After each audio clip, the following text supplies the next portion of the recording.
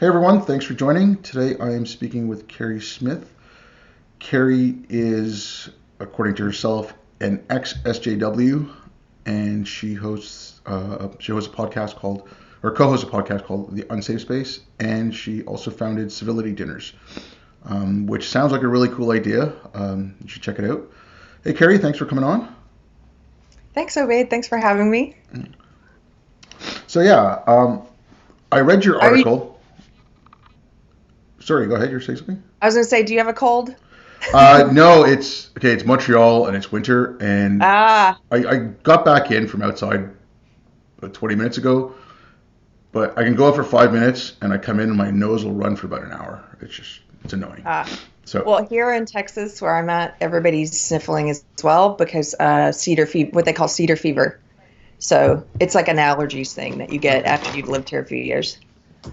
But anyway, okay. but, Sorry, I took you off oh, subject. whatever. This is professionalism is really not part of this thing. Okay. So Thanks for having me. I read your article on Medium about, you called it an SJW cult, and then I've seen some of your podcast episodes, and like how you described the cult, and I know you spoke with James Lindsay, and like the article that he wrote about, the faith of social justice. I got back to North America in 2014, and I hadn't used social media a lot until I got back.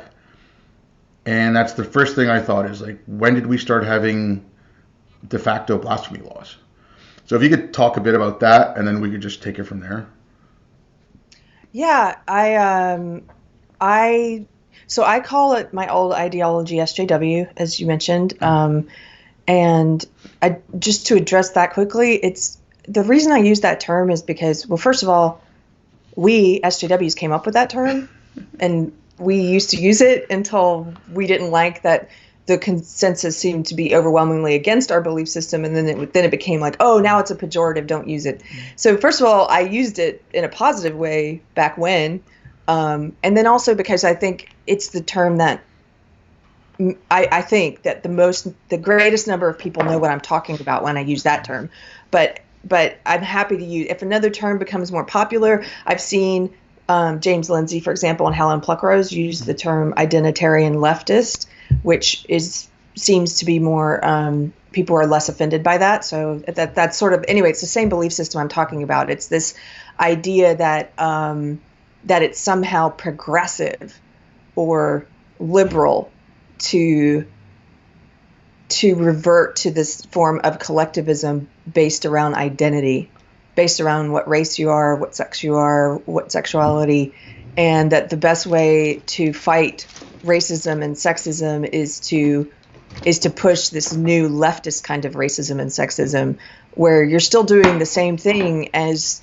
what you claim to be fighting. You're still grouping people based on race, making judgments, and treating people differently on the basis of race and sex, but it's passed off as being progressive. So that's where I came from. I was a part of that for about 20 years, and I pushed it. I was one of the people that you see online that would go and try and re-educate people on, like, here's the new definition of racism, and here's the new definition of sexism, and just let me educate you. And it took me a while because I was in it for so long. It took me a while to wake up from it and to realize that it wasn't what it claimed to be. It took me a while to see that. So Okay, now you say 20 years, mm, and like I graduated from university in the mid 90s, right? So, okay. and that was like I started in the PC stuff had just started in the 80s, like all that kind of stuff there. You had the religious right, so that there was censorship and stuff there. But then the PC stuff had started, and there were some inklings of it in school, but not much. Mm-hmm. So like when you say 20 years, I mean you're talking like 99 or 2000, somewhere around there. Yeah, so I graduated in 2000. I didn't come into contact with this until college. I went to Duke University, and I was a biological anthropology and anatomy major, but I minored in women's studies. And so, which is now called gender studies because there are no women anymore. We could joke, but it was called women's studies. But as part of my women's studies minor, I took classes in women's studies, critical race, queer theory, all of these different interconnected fields of study that are part of the same, what I call it's a belief system. And so I became indoctrinated then. When I went into college in 96, I had never bumped up against this before. And then by the time I left in 2000, I was a good little activist preaching it. And I wanted to make it a part of my career. Yeah. So it really did part of the reason that my co-host, my friend Carter, and I do the Unsafe Space podcast is because we have two shows. We have one called Daily Covfefe, which is like a daily show. We talk about what's in the news, and we do talk about my old ideology quite a bit, but we don't have to. And then we have a weekly show called Deprogrammed that is specifically about my old belief system. And the reason we started doing that was because looking back on it, it's hard for me to explain to people how I got pulled into it and how I came to believe that it was a form of liberalism when it's so illiberal.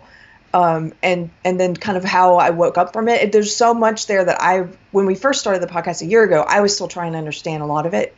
And so we thought, well, let's just do this episode by episode, and then I can maybe come to a greater understanding of what it actually is, of what the belief system actually is, and then also maybe help people who are just now coming into contact with it or who are trying to leave it or in some way trying to understand it better. Yeah.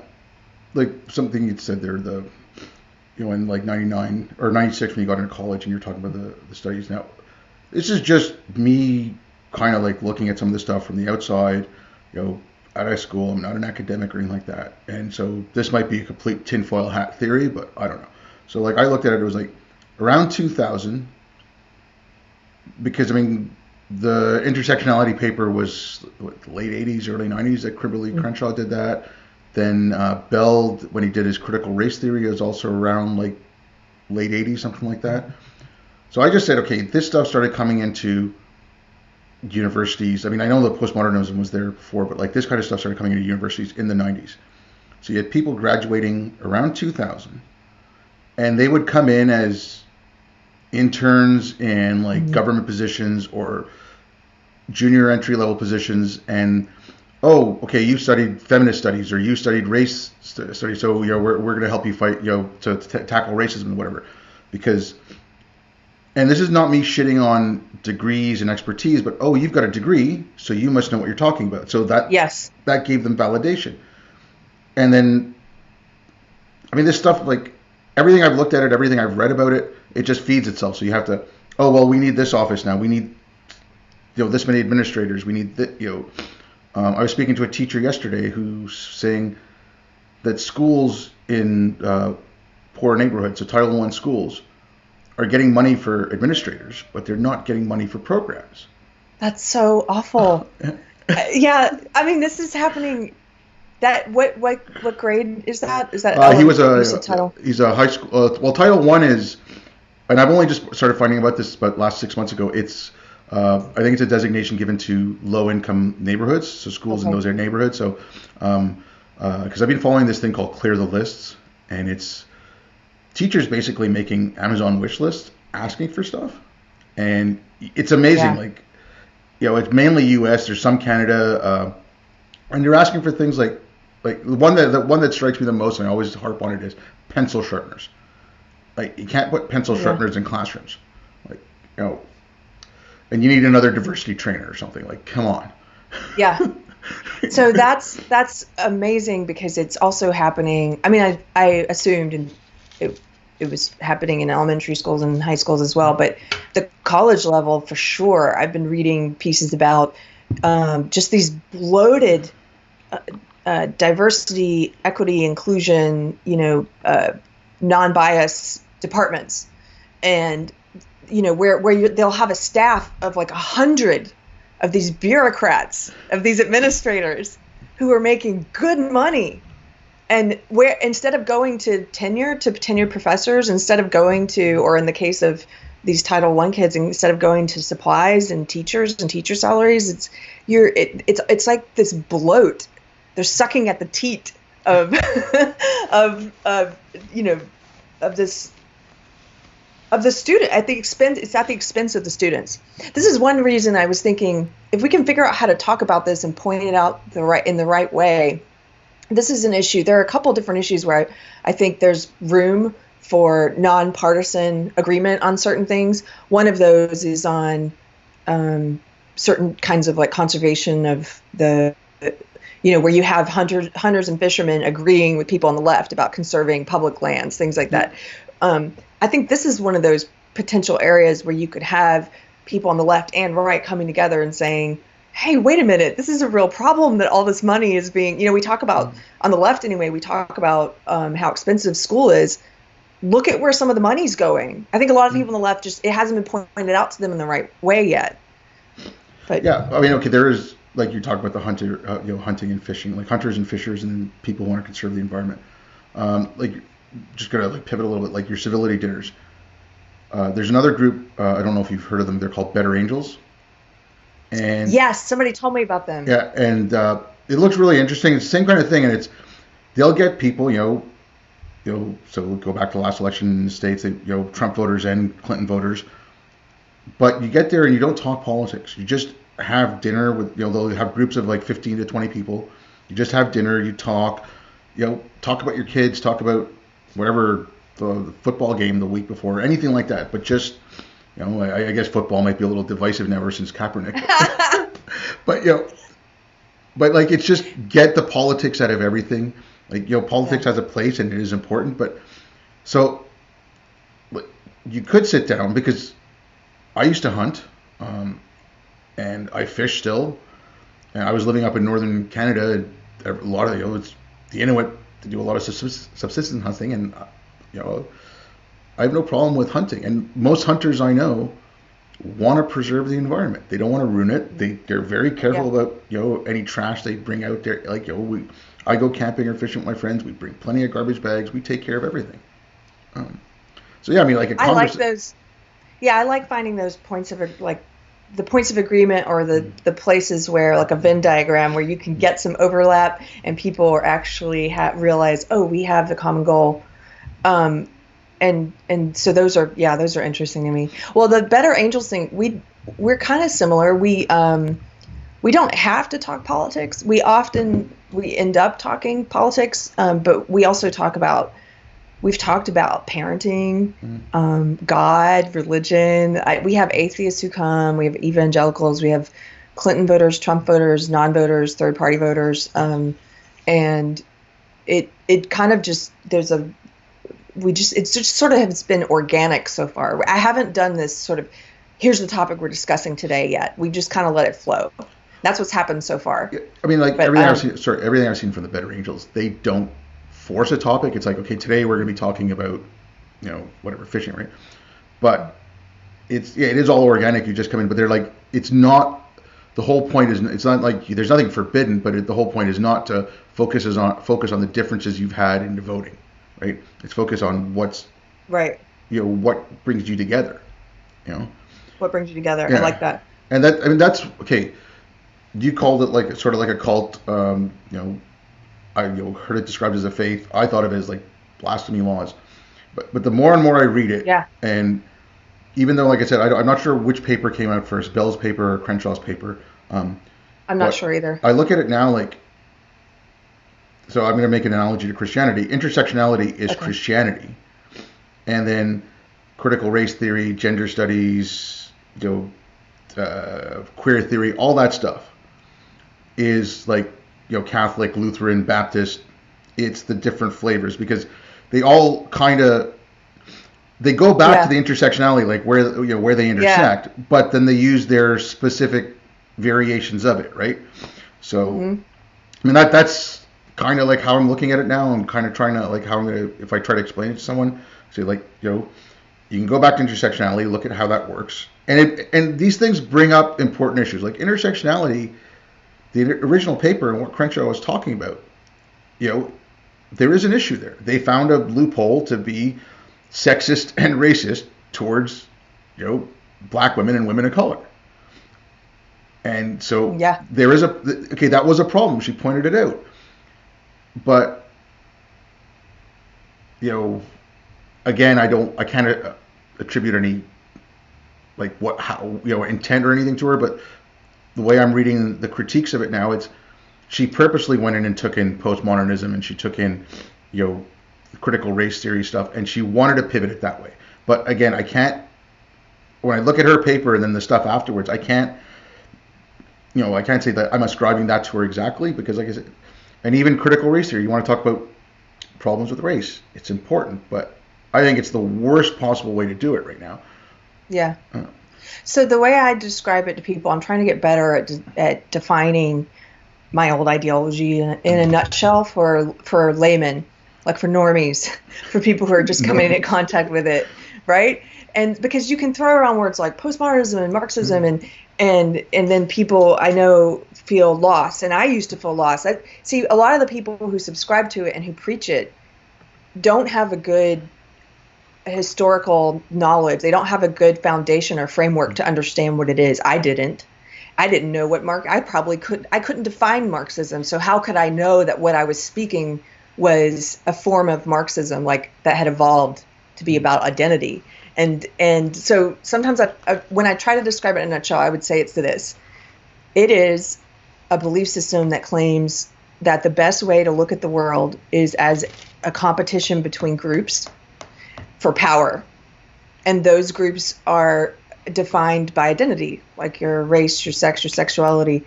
And so it's collectivist because it necessarily thinks that groups are the most important way to look at people instead of as individuals, and that the power struggles between groups, not individuals. So the reason why I view it as evil, I also came to the opinion that it's not just a bad ideology, I view it as an evil ideology, is because it's so good at employing people like myself to go out and push it in the belief that we're doing something good. And there are so many people, I get really frustrated with people who believe what I used to believe, but then I try to remember, look, there's all kinds of people who are pushing it. There are people in it with bad intent, absolutely. There are people in it just to profit and gain power, and who enjoy bullying others, and who are a little dark authoritarian hearts, like there are those people.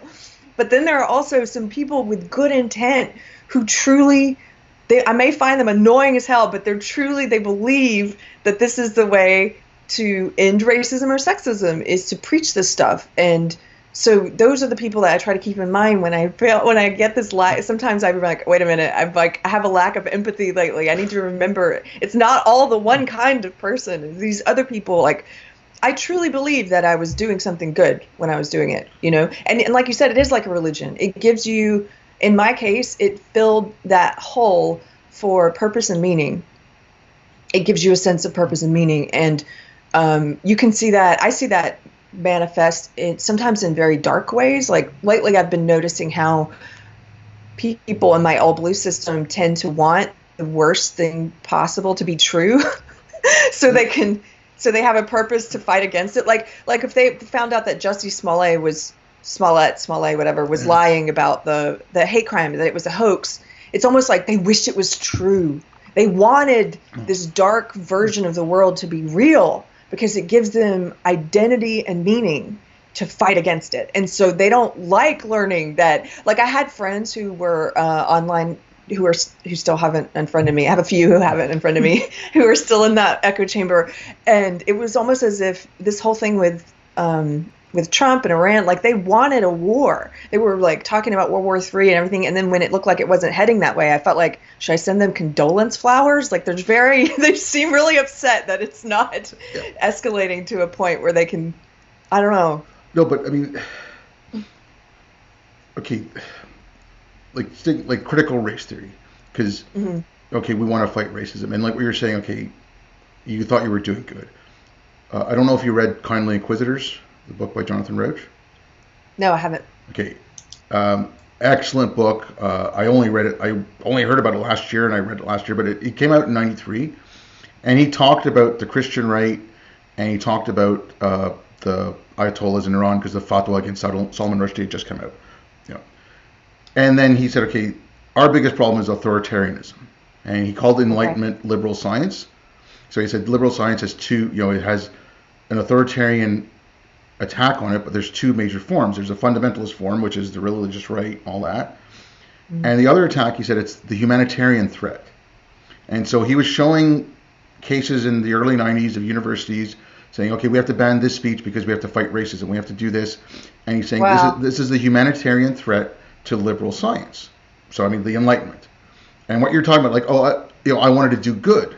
So I have friends, like I'm 50, I have friends, in my age group who, when I say, well, no, we can't have hate speech laws, and that's well, don't you want to fight racism? Don't you want to fight sexism? Don't you want to fight? Yeah. And it's like, but it's the wrong way. And I'll give you a very recent example, maybe two. There's a friend of mine, Sarah Hayter. She's a co-founder of Ex-Muslims in North America. Oh, I'm familiar with her. Okay, yeah. She put out a very reasonable, rational thread on the problems of intersectionality. And even, she said, look, I understand where this is coming from. And she showed how the intersections that you're really looking at, like the marginalized within the marginalized communities, so quite like for Muslims, like Islam, questioning Muslims, a woman who doesn't want to wear the hijab, ex-Muslims, Muslims who are gay, these people are suffering because you don't want to talk about this. And I mean, it ended up with her being called white. Oh, you're thinking white, you're acting white. Wow. You see that in you hear about it in the UK. Well, Sikhs are doing better because they're acting white. Now, I'm like, okay, and you say you're anti-racist. Like, come on. Like when I hear white ways of knowing, like science, reason, and logic are white ways of knowing, and they're not for people of color. Like, fuck you, basically. Like, I'm sorry. Yeah. Like, and you want to tell me you're fighting racism? That's like in New York, the public schools. Carter and I did an episode about this new curriculum that they were rolling out in the public schools, the elementary schools, about critical race. It was critical race theory essentially, but for elementary school age kids, and they were teaching them all the stuff you're talking about, where it's like, being on time is a function of whiteness, being measured, being rated based on merit is whiteness, logic, reason, like you said, logic and reason, whiteness. And we were reading it, and it occurred to Carter, he's like, gosh, like a white supremacist would really love this list. Like a white supremacist probably agrees with all of this. Like, it's so, but they don't see it. They don't see it's racist. No, it's weird. Okay, Black Lives Matter, and again, when you say Black Lives Matter, you got to realize that they are chapters, and some are better than others, and some are horrible. But they they wanted segregated dorms. I think in 2016, so they started pushing for it, and they started getting some segregated, graduation ceremonies. And KKK was like, we're all for this, and they put out, they approved it, and it's like, but I mean, okay, but they wanted segregated dorms and segregated spaces for people of color, and KKK was, yep, we endorse this fully, because I don't know where that went so wrong. Like, I don't know where we went from, because I see friends who are my age who are posting stuff on Facebook about whiteness and things like that, and then they make a little pyramid, and whiteness is at the bottom, and white supremacy is at the top, and whiteness causes white supremacy, and I'm like, but no. And then I try to explain to them, like, okay, when I started hearing about things like BIPOC, Black and Indigenous people of color, and then I had a friend of mine who does counseling and coaching in the UK, and he's a gay ex-Muslim, and he's like, okay, there's QPOC as well, which is like, queer people. And so it's like, okay, so all other people of color have to give preference to Black and Indigenous. And now, I saw a few things tweeted out, a few papers and stuff, and I don't know how far this is being pushed, but it's coming in from post-colonial theory that because the slaves were brought over by the colonizers, They aided the colonizers, so they helped in the genocide of the indigenous people. Wow. Okay. Okay, That's amazing. I haven't heard that yet. Yeah. That's a new one for me. Oh no, that was in the like the last couple of months. But I'm like, okay, but I mean, how is this helping anyone? How it's like I don't understand how this helps anyone. No, that's amazing. Well, I wanted to back up for a second because Sure. when you were talking about the hate speech laws and we were talking about how a lot of people who push this, they sincerely believe that it's for the greater good. There's a quote that I often come back to. It's a C.S. Lewis quote, which really I came across sometime in the past 2 years. See, when I was in SJW, I quit reading. I wasn't very inquisitive. You quit reading. You only read the approved sources. You know, read Robin DiAngelo. Like, yeah. There's a whole book list, and that's it.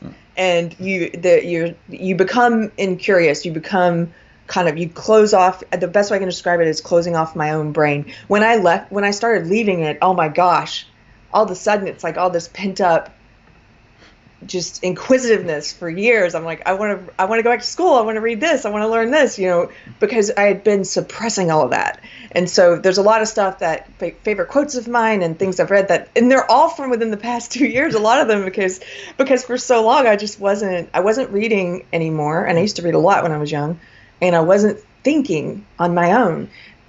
I often say SJWs, and this isn't just true for SJWs, but I'm sure it's true for other people in the grips of an ideology. They don't think for themselves. That it's a form of cycling through the tenets of the belief system and trying to pick the appropriate one and trying to voice the ideologically correct answer. You're not actually thinking, let me weigh this and what do I think about this? And you're actually thinking, what is the right thing to say so that I don't get called to the carpet for being impure, ideologically impure. That's what it was like. So I wasn't engaging in thought. Anyway, this quote I like by C.S. Lewis, and forgive me, I'm going to read it. You may have already heard this, but it says, of all tyrannies, a tyranny sincerely exercised for the good of its victims may be the most oppressive.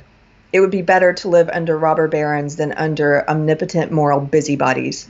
The robber baron's cruelty may sometimes sleep. His cupidity may at some point be satiated, but those who torment us for our own good will torment us without end, for they do so with the approval of their own conscience.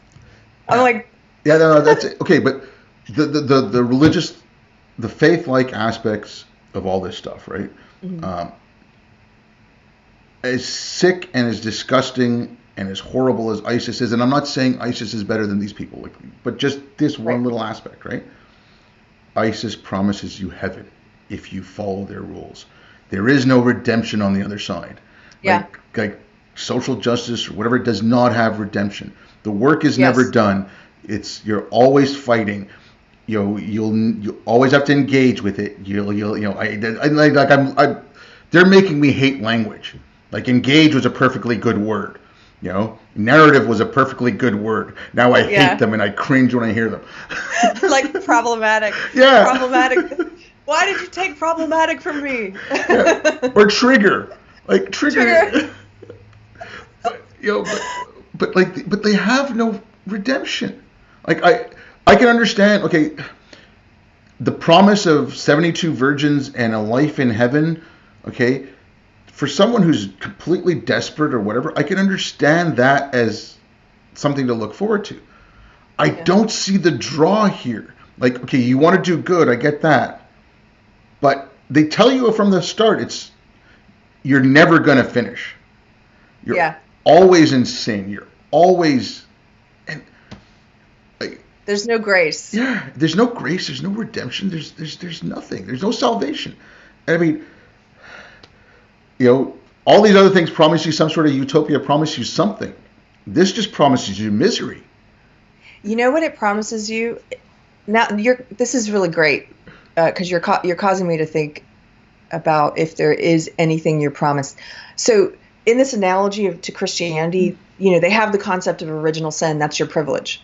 What's different is that in this religion, in the SJW religion, you're your privilege, your original sin varies depending on what race and sex and sexuality are. So some of you are more sinful than others, and you're born that way. And and so those who are less sinful, those who check off more of the marginalized boxes, are kind of, my friend Gracie, who's a former Christian SJW. She talks about them like they're the high priest and priestess of the movement. They're the ones that you don't question, because it's like they're unless that's why they really hate someone like Candace Owens, a black female conservative, because she should be someone who's given this high priestess position within the ideology, and she completely rejects it and is like, I'm not down with that. They hate people like that because it points out that some of their tenets are majorly wrong. Like they try to say all black people think a certain way, all women think a certain way, that they speak on behalf of these groups, and they don't. And these groups don't have one hive mind. They just don't. But so, wait, I'm getting a little bit off track. No. Okay, so there are the people who have, so that the concept of original sin is similar, except people have it to varying degrees. And some people have a lot of it, depending on what groups they're in, and some people have very little of it. What they worship is power. Everything that they're focused around is power. And if you start to notice that, you'll see how often they use that word. They even use it. Carter wasn't aware of this, but this was so common when I was in the SJW world. Whenever one of our allies dies, like whenever an prominent SJW dies, people say rest in power. They don't say rest in peace. They say rest in power. And I started thinking about that after I left the belief system. I'm like, wow, that really shows you what is valued, is that you're praying that this person who's passed on is resting in power. And so I think one of the things perhaps that they promise you is if you speak this correctly, and you're always speaking it, like you said, you're never finished, but you can have some degree of power and clout and respect within the ideology. And for someone who is in what they call the oppressor groups, you can have the benefit of being thought of as one of the good ones. Like you're one of the good white people, or better than, you're one of the good men. Like okay. You're a male ally. I wanted to touch on that because another word that's being totally, people don't understand it, and they'll post up like, oh, I'm an ally. Mm-hmm. If you want to explain allyship and what like being a good white is, like a good white is not a good thing, but if you want to go into that, because that's really screwed up. So they do this with men too. I'll give you an illustration. One of my former good friends who's since unfriended me, she's in the professional SJW world. She's a feminist critique of media. She does feminist critique of media, and she's a quote unquote journalist, and she's someone who pushes this ideology through her career, like I used to do. She would very frequently be engaged in some type of argument online, whether it's Twitter or Facebook or what have you.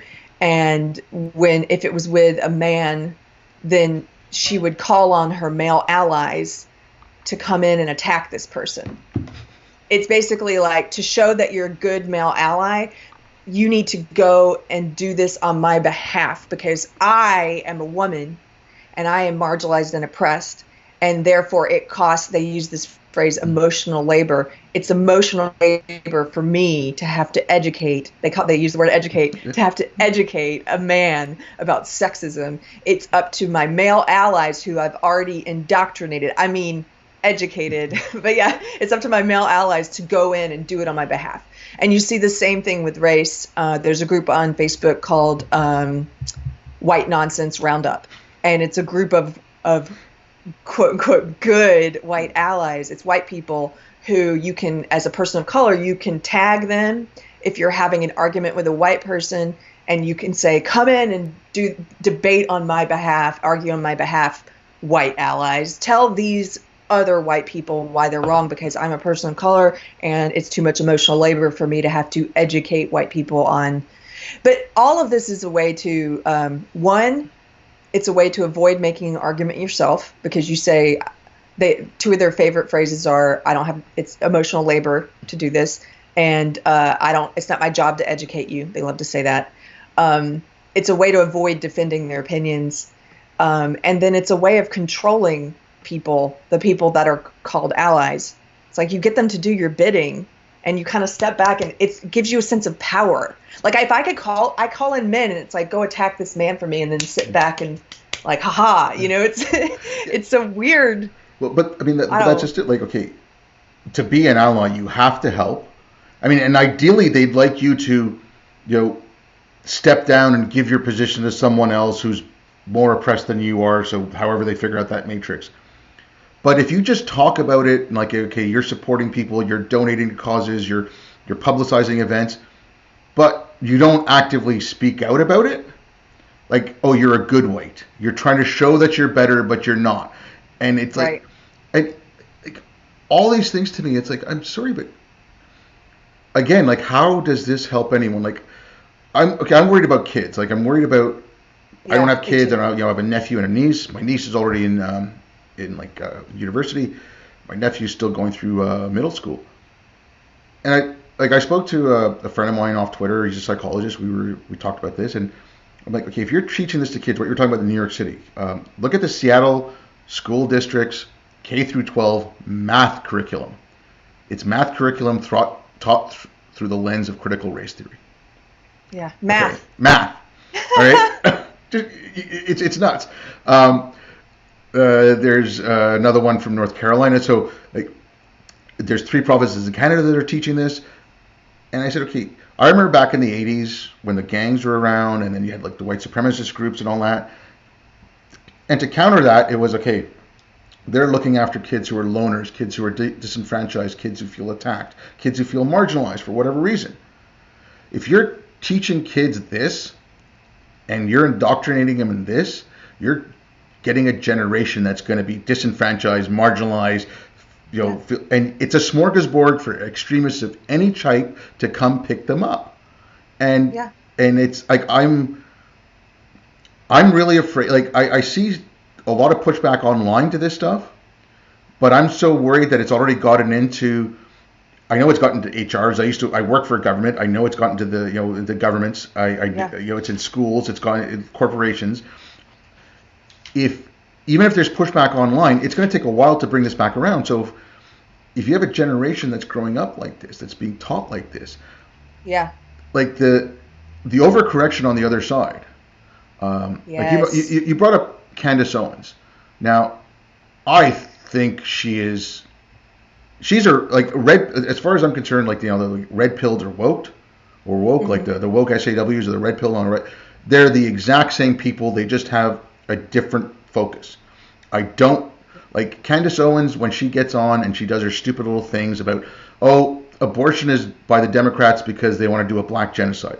I'm like, you know what? Fine. Okay, you know what? Republicans don't want abortion and they want tougher immigration laws because they know how to control black people, so they want a cheap labor force. I mean, I can do something as stupid as that. I don't believe that.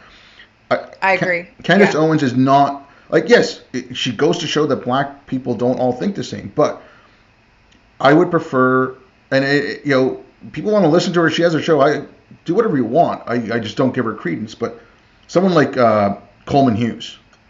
I love him. Yeah. Like, if you want to talk about a young black person who's speaking out, he's Enlightenment values. He just doesn't say it like Candace Owens. He actually tries to live up to them. He's measured. Yeah. He's very smart as far as I can tell. Or people like John McWhorter. I'm not as familiar with him, but he's a linguist, and there's a really good conversation he had last year with Steve Pinker that you can find. Coleman Hughes just started a podcast, and John McWhorter was just on it. McWhorter's amazing. I saw that. That's why I know his name. I've been meaning to listen to that one. Okay. Yeah. He's amazing. And then, I mean, even Cornel West, even though Cornel West is a little too, lefty for me, but he's a decent guy. These are the people, and it's always the crazies that get pushed. Yeah, well, I agree with you, by the way. I think Candace Owens is a great illustration of how, because she is an extreme illustration of how clearly black people don't all think alike any more than all white people think alike, or all, and women don't all think alike. And But I do think she goes. She engages in the same kind of hyperbole and sort of grandstanding, and I don't know how much of it. Like, I appreciate someone like Coleman Hughes who said, enlightened values and is trying to live them. Someone who's trying, who at least in my opinion seems like they're trying to make sure that their words and their behaviors match what they believe, and like consciously thinking through their beliefs and how they behave. Those are the kind of people I'm really attracted to lately in the past couple of years and trying to learn from, and because that's what I realized I needed to do. I realized I was so far being in this belief system I was in. I had no idea what I believed anymore, what I actually believed. And I didn't realize how much I spoke. Like, I heard Jordan Peterson talking about, it's when you speak the opinions of others and how that's a form of lying, and how often I was speaking the opinions of others without having put in the work to actually come to a conclusion and decide what I thought about something. And so I guess I'm getting a little off subject. The overcorrection. Okay. Yeah. So I wanted to talk about that for a second too. I am worried about the overcorrection. As we were saying before you started recording, this idea of like for every action, there's an equal and opposite reaction. I think there is a cultural backlash brewing, and I agree with others who have been saying this recently, because you see these cultural figures, like comedians like Ricky Gervais and Dave Chappelle and this British actor Lawrence Fox. You see people who are starting to push back in the mainstream, and they're getting applause for it. People are happy to see that happening. And so I think we're at the beginning of a cultural pushback. My fear is that it's going to, once it trickles out into the masses and it becomes a bigger thing, I'm afraid you're going to see it manifest itself in an overcorrection where people are feeling justified in being racist towards people of color, or sexist towards women because they're tired. They feel, do you know what I mean? Where people. Okay, I've been stifled too long. The racist thing. I'll give you I don't care if I get grief for this. It's the word nigger, right? Despicable, horrible word. Now, if you're talking about Huck Finn, right, or you're reading Huck Finn or whatever, I don't want Huck Finn edited to say N-word Jim. Right. Me either. But I don't want this to be a license now, like you said, to people. Oh, well, you know what? We've been told we can't say this for so long, and I've had enough of it. And then you just start hearing it on the street again. Like, I don't want that. Yeah. Right? And I'm trying to fight against that because I think this is where it's leading. And it's, like, if you don't give people, like, if you fire, like Maya Forstater or whatever her name was in the UK. And then the pushback J.K. Rowling got, like, if you fire someone for listing a biological fact and the courts uphold it, like, I mean, if there is an overcorrection and if everything goes really south really fast, I mean, the people in the trans community are going to be the ones that are hurt, Well, I have friends to that point. I have friends in the gay community and the trans community who have noticed this, anecdotally, of course, but told me they've noticed this happening. That there was this measure of acceptance that we had already achieved, that it feels like we're backtracking now because people are lumping all trans people in with the SJW trans activists. And it's like, they don't speak for trans people, like they just claim to. But I think you're right. That's where I think the backlash is good. That's where I think it's already overcorrecting a bit, is people, I think we're at a greater place of accept you do you, be you, whatever you want, as long as you're not infringing on my rights, I'm not going to infringe on your rights. But because of this overreach of the SJWs saying, no, it's not just enough that trans people can be who they want to be. We're going to force you to speak the words we want you to speak, and we're going to force you to use the pronouns we want, and we're going to do this in the law. And that overreach is now causing people who were formerly like live and let live to become angry, and I think to incorrectly lump trans people in with these activists. But Okay, I want to go back to something you were talking about before, like how you hadn't read in a long time. You just started reading again too. Yeah. Uh, so if you go back, like I'm going to go back to the golden age of Islam, because I never spoke out about anything until I got back to North America, and then the Islam thing. It was like, okay, you people are stupid, like all your stuff you're saying. So Al-Ghazali was, okay, he was a Sufi. So the Sufi Islam, right now, it's very, very laid back. It's almost negligible. But Al-Ghazali he was given the title the Proof of Islam. He is considered by some. They said if you lost the Quran and the Hadith, if you just took his writing, you could rebuild almost the whole of Islam. Like that's what was said about his writings. Wow. Now, his whole thing was only study anything that is for the glorification of Islam or Allah. You don't need to study anything for any other reason, right? It's only the glorification. So like what you're saying, you just read these texts and you glorify what you're doing. So one of the things he put was, we don't need any more maths. We don't need any more science. Any philosophers that contradict the sayings of, any philosophy that contradicts Islam is wrong. So there was pushback. And I've only read some of these people, so there's Al-Farabi, Ibn Khaldun, Avicenna, Averroes. Those are probably like the biggest ones. So Al-Ghazali was just before the Mongols invaded Baghdad and the fall of Baghdad, and that was the end of the first golden age of Islam. And then that's when all the knowledge went into Europe. And so both these trains of thoughts went in. So Al-Ghazali's train of thought, and there was others. I could give you other names, but then the ones who were taking up like the Socratic method, and they were taking up a lot of the stuff from Greeks. And Al-Ghazali was also taking up, Plato's thinking, Aristotle's thinking, but he was just focusing in the wrong way. When Al-Ghazali's thinking got into Europe, it led Thomas Aquinas to write his rules for heresy and how to burn witches. Right? It informed him on that. And Al-Ghazali actually liked Augustine, so it was Augustine informing Al-Ghazali, which then informed Aquinas. So knowledge was going back and forth. After the fall of, after the Mongols took over Baghdad, then the Mongols left, and civilization started coming back up there. I mean, it wasn't like it was, but they were started rebuilding because of Al-Ghazali's edicts to not study anything except in the glory, because his writings were favored by the Caliph. A lot of the other thinkers, they weren't allowed to be studied.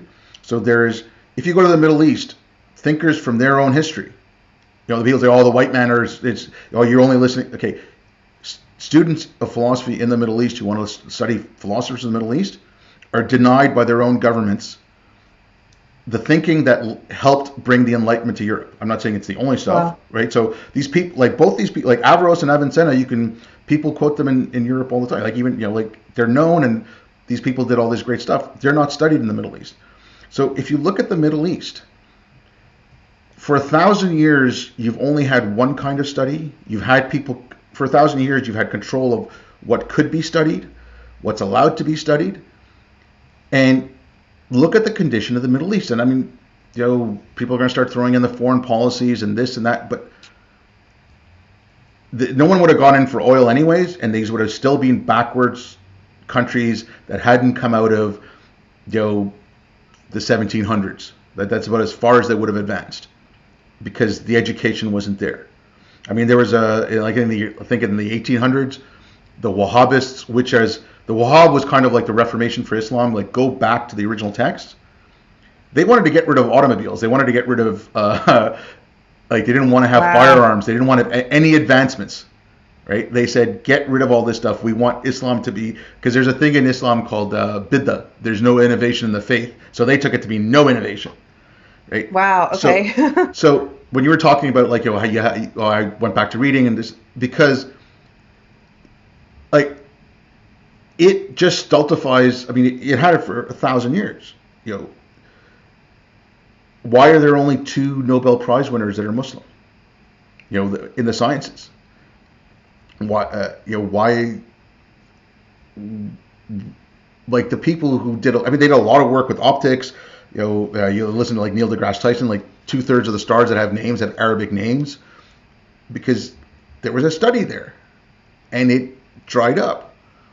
And that's one of the things I'm afraid of as well. Like, if this stuff really does get ascendant, we're going to have, forget it. Like, all our enterprise, everything is going to go to pot because no one's going to study. Like, you're not going to learn anything. You're not going to be able to learn anything. Sorry, that was my little rant. I was going to say, though, thank you for that, because I am woefully ignorant when it comes to Islam and this part of history. And so I've been taking notes while you're talking. I want to go back and listen to this part. But I was thinking, wait a minute, should I accuse him of mansplaining to me, or is he doing emotional labor by educating me? There's the two options. I'm making a joke. Yeah, no, obviously. But I mean, like, again, like that. Like, I was speaking to there's a pub not down far from me where I go. They have a crib night on Monday night. So yeah, I'm an old man. I go play crib in a pub on Monday nights. And so just sitting there talking, whatever. And there are times when I'm like, I don't really care. I don't have a lot of filters. But a couple of people were talking, and you're sitting at a bar and whatever. You catch a conversation, put my 2 cents worth in, and it kind of popped in my head because. I'm like, am I mansplaining now? Like, am I doing? And it's just silly. Like I shouldn't have to think that. They put this internal, in my head anyway. There's always probably going to be this internal SJW, which I try to use now for humor and just point out this is what an SJW would say. But they put that in your head, and when you're in it, it's like an internal censor. You filter everything through it to make sure, again, you're only saying the ideologically correct thing. But yeah, what you're talking about, like if this stuff becomes ascendant and how everything will dry up, I absolutely understand. I feel you. I understand what you're saying, because that's what it is. It's totalitarian in that there's no room for a difference of opinion, and you're actively discouraged from thinking on your own. They, like we've talked about, they try and make Enlightenment values seem like a bad thing. They try and tie it to race. They try and tie it to whiteness, which they've already made whiteness into a bad thing because it's oppressor, it's the oppressor, it's all. So white culture and whiteness and all these negative connotations to whiteness that they've already gotten you to accept. And then they say, well, and now these things like reason and argumentation and debate and logic and the pursuit of truth, the idea that there even is an objective truth, these things are part of whiteness. And so they discourage you from pursuing those things. And in the case of the way this plays out in a person's just everyday life, you can see it on social media. The people who are in this cult of belief, like I was, they offer a lot of opinions on things that they've never looked into. And you can tell if you just try to scratch just a little bit beneath the surface. Like, I used to offer opinions on things I had never watched or read or listened to, but I knew this person is Ben Shapiro is a white supremacist, patriarchal, not just having these ideas about someone whose work I've never engaged with at all. But you're in the cult, you're told what to think about these things, and it's hard to explain now, having been out of it, because it seems so ridiculous. But at the time, it's almost like you feel like this for a fact, that this person is like this. And it never occurred to me I should actually go listen to a Ben Shapiro lecture and see what I think about it. I'm just using him as an example, but there's a number of people and sources they cut off. And again, a lot of these things that I talk about, I have a friend who's on the left. I would say he's liberal. He's not full on SJW, although he does subscribe to some of the tenets probably. But he will often, he thinks I'm on a crusade against my old belief system, and maybe I am. But he says, he'll always point out, well, this isn't unique to your old ideology. I'm like, I never said it was. It's just that I'm talking about it because that's the ideology I come from.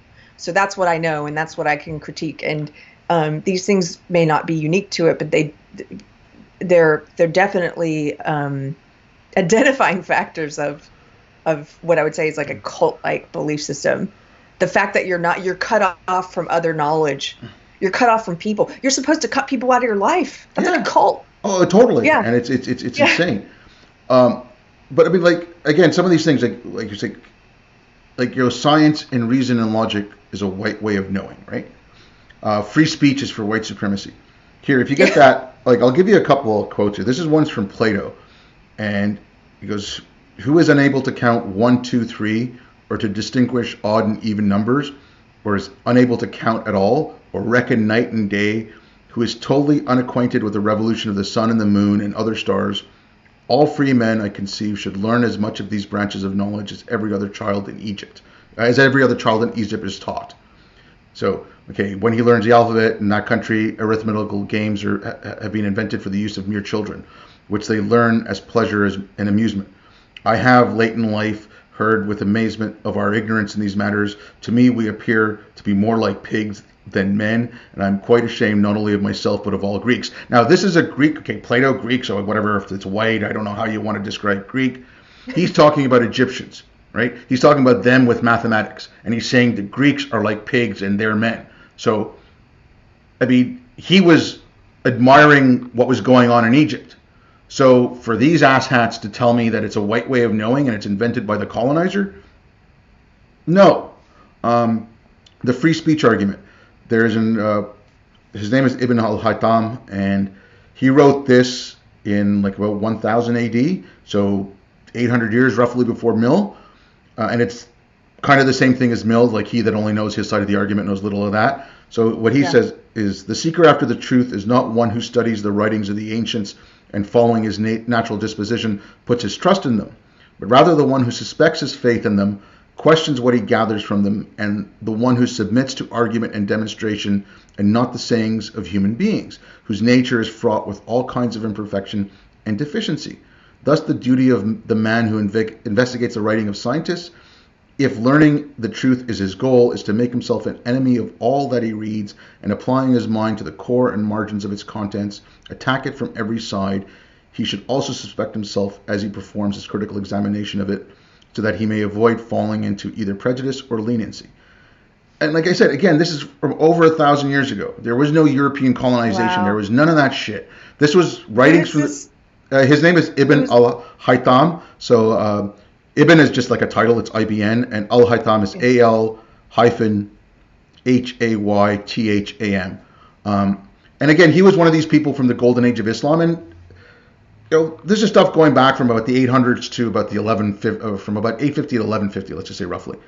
So you're going to find some archaic thoughts. Some people, these are Muslims. They will have, you're going to look at it now and say, okay, just like when you read Mill, you read some of the stuff Mill wrote, and it in today's day and age, like, well, that wouldn't be appropriate, but his thinking on free speech was good, right? Yeah, exactly. But yeah, I mean, like, they don't look at history beyond, like, Foucault. They have no clue. They don't know what's happened. Like, I don't know if you read not his latest book, but his book, The Strange Death of Europe, Douglas Murray. He talks about it in there, but I'd heard him speak about it in an interview. So there was a journalist who was speaking to Yasser Arafat in Palestine, or Palestinian territories, about what was going on and stuff. And as a journalist is leaving, he's packing up, he's getting ready to go. Someone comes in, tells Arafat the American delegation is here. So the journalist, being a journalist, gets interested. What are they here for? Apparently, Arafat starts laughing and said, they're doing a tour of the Middle East to apologize for the Crusades. An American delegation was apologizing for the Crusades. Like, give me a break. Oh my gosh! It sounds how very Trudeau of us. Like, that sounds like something Justin Trudeau would be doing. Oh God, Sorry, I didn't mean to like ramble on for so long there.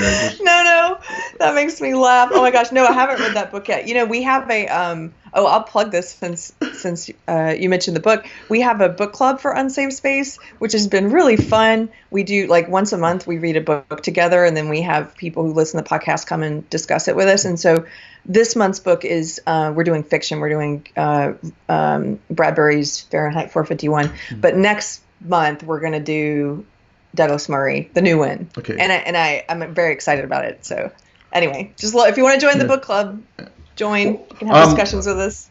whatever. I mean, any links you want, send me them, and I'll put them in the. I will. Yeah. Cool. But yeah, I know. I mean, like, I'm getting frustrated with this stuff because it doesn't help me. Like, an example again I can give you is, I don't know if you've been hearing about what's happened, like the stories coming out of London. Like BBC I don't want to say broke it, but they did a documentary a couple of years back called Three Girls, and it was about three young girls in Rotherham, where in that city itself, 1,500 girls over the course of 10 years were groomed and raped by South Asian men, mainly Pakistani, mainly Muslim, I think all, and the authorities, the police, social workers just turned a blind eye. The ones who spoke up got fired. They're estimating something like 15,000 girls across the UK. 15,000. I've seen higher numbers than that even. Yeah, I am aware of this, unfortunately. Yeah. 2 years ago, I remember there have been about 20 of these cities now where it's come out that the police and social services knew, and they turned the blind eye, in some cases for decades. Yep. And I remember 2 years ago learning about all this because of the case of Telford. And the same thing had happened in Telford. Yeah. And in Telford, they had just done an investigation and come to the conclusion that the reason that the authorities turned a blind eye since the 1990s and allowed more than 1,000 girls to be raped was because they were afraid of being called Islamophobic or afraid of being called racist. And then the same conclusions I saw, is it Rotherham? I always pronounce it wrong. Rotherham or whatever, I don't know. Yeah, they had done an independent investigation there, same conclusion. And now Manchester, Carter and I did an episode on the first part of the report, and it seems it's the same. Yeah. It's the same reason. It's where did we get, like, this is where you can see actual real world repercussions of my old ideology, like damaging repercussions, because of the fear that people have. Yeah. The fear is very powerful. And you know what? Like, I'm sure these young girls are really happy that you weren't racist. Like, like come on. Like, there was again, it was a talk Douglas Murray did, and like, I worked in Afghanistan, so I know what they were talking about. And he did it. It was like the 10th anniversary of the Danish cartoon crisis, and so someone brought up this thing that happened in Afghanistan where a U.S. captain was fired, and I think his commanding officer, the lieutenant colonel or the colonel, had to apologize because the captain had walked in on an Afghan, and these are Afghan military who are on our side technically, right, on the side of NATO, fighting against the Taliban and all the other insurgents. He was raping a 12-year-old boy. Now there's a thing in Afghanistan and parts of, and it's in the culture, sort of, but it's not like everyone does it. It's really gross because they can't have sex or whatever. They dress up little boys as girls and they have sex with them. It's pretty disgusting. Taliban took it even one step further, and they got these kids to basically be walking bombs, and they would send them in, like, they killed the police chief or whatever because he wanted to have one of these kids. So a U.S. Army captain got fired or reprimanded somehow, and the colonel apologized to the press because you weren't being culturally sensitive. Wow. And that was in like 2016 or 2016 or something like that. I'm like, or 15, or it was around there. And I'm like, I just don't know. Like, okay, again, because I started following this as soon as I came back because I said there's something really wrong. And okay, just from 2015 on, start with Charlie Hebdo. Later that year in England, there was a thing called the Passions for Freedom Art Festival. There was a Middle Eastern artist, her name is Mimsy. She did a series of painting called Mysis. And so there's a series of, like, there's a woodland animal cartoons or something like that called the Sylvania Animals, or they might be like little figurines. And she set them up in like, classroom setting, barbecue on the beach, kids playing in the park, whatever. And in the background, there was always like mice dressed up like ISIS carrying the ISIS flag. Now, wow. This was an art festival about freedom of speech. She's a Middle Eastern artist. ISIS is going, and she uses a pseudonym because she can't use her real name. The British police, the gallery, and the insurance company decided it was too dangerous, and they had it pulled. Wow. Okay. Over and over and over again, you hear about, Muslim, in Italy, you heard a few times Muslim delegations were coming, so they covered up the paintings, they covered up the sculptures, so they wouldn't see the naughty bits. There was a gallery in London in 2017 that pulled a painting of nudes because it was whatever, the male gaze or something stupid. I don't know. I have no idea. There was an artist recently who covered up because he didn't want to offend Muslims, because he wrote the Shahada, like what you become on a rainbow flag. I'm like, it's just, you're doing the exact same thing, and one side saying you're doing it for good, and one side, okay, because we want to protect someone's culture and their sensitivity. I'm like, and you can call it religious authoritarianism, but then they're doing it from their side, or one or the other, and it's just, to me, it's like, it's coming from all sides, and more and more people need to push back. Like, I want my friends to start saying enough's enough. I want, like, are your friends starting to say that? They're rumbling amongst themselves. They don't want to say anything publicly. Yeah. Okay. We've seen the same thing. There have been some people who've started to speak publicly, which I like. But for the most part, I still have a lot of people contacting me who like the fact that I'm using my big mouth, but are too afraid. And I understand why. I understand why they're afraid.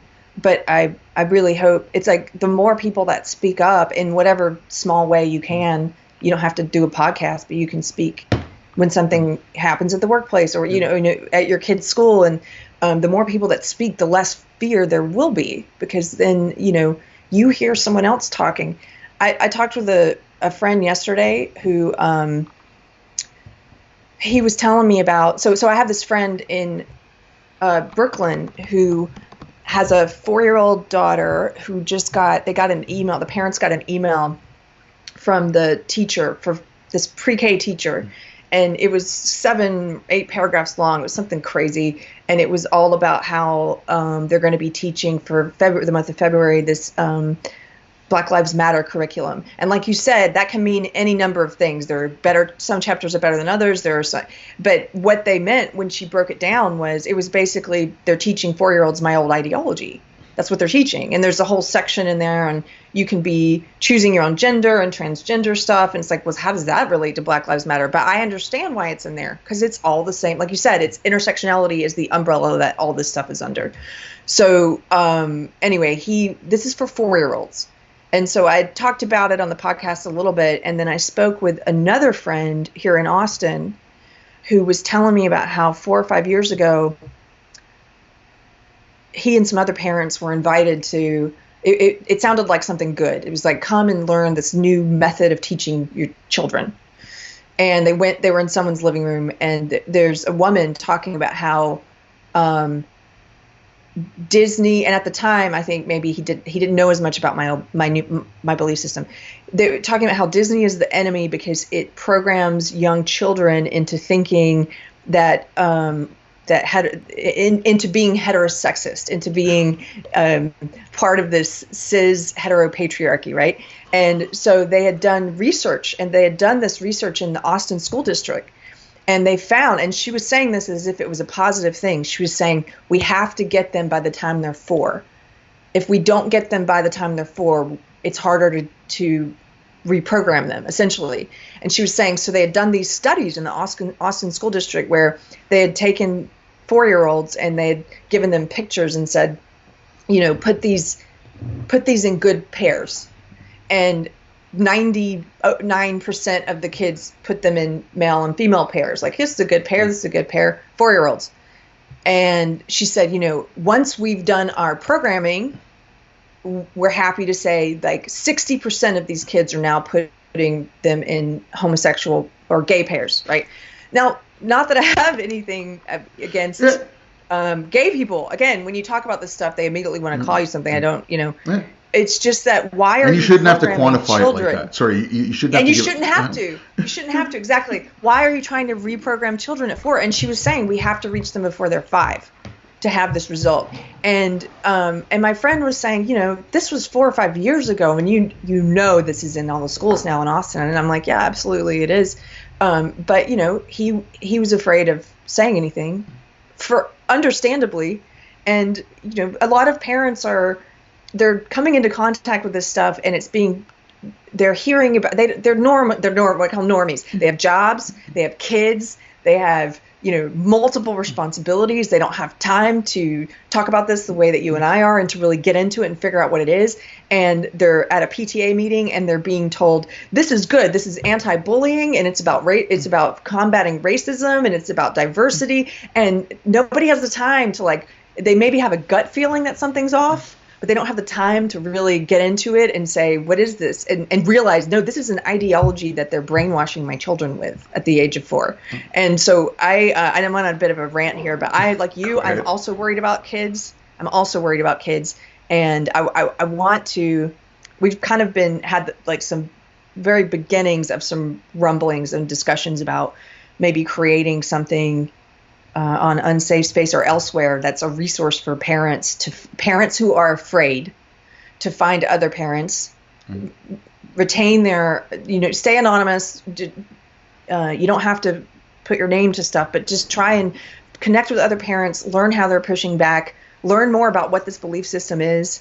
And I don't know, that's something I feel really passionate about lately. It's just I'm like, who's helping these parents? Yeah, I know. But yeah, look, I know you got to go, so I won't keep you too long. But yeah, okay, the kids thing. And this is a really, really insidious quote, and it's from Hitler. And he says, you say you're going to fight me. He's like, who are you? We have your children.